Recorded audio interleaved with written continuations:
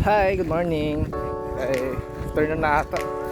Right now, nasa tower kami ng sa Mayluna. So, medyo pasyal konti, ano? Dito kami sa malapit sa dagat.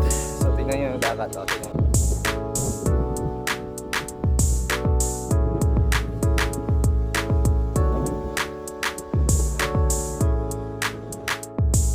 At ito na ang Baluarte Watchtower. Sinasabi nilang meron itong 400 years nang nakatayo. Ito ay may taas na 5.6 meters na gawa sa bricks.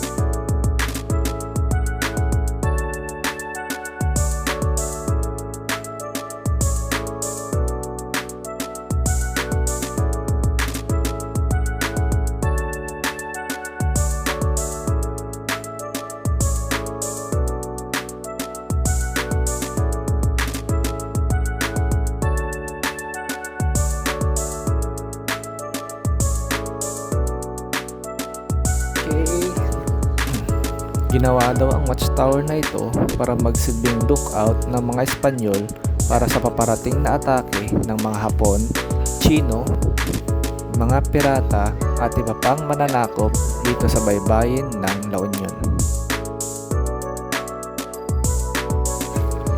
Turista yun.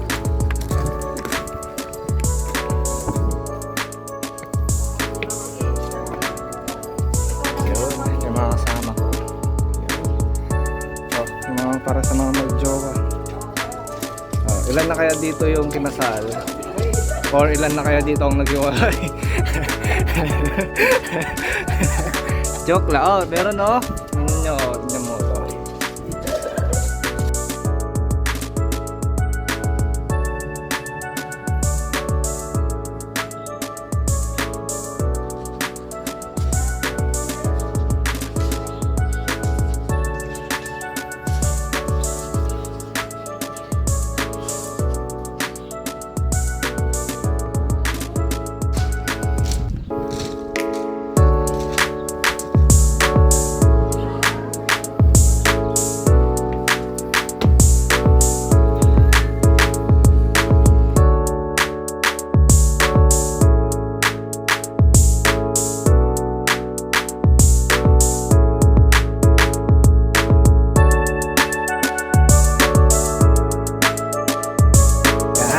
Tapos na yung aming adventure dito sa watchtower dito sa Mayluna, La Union.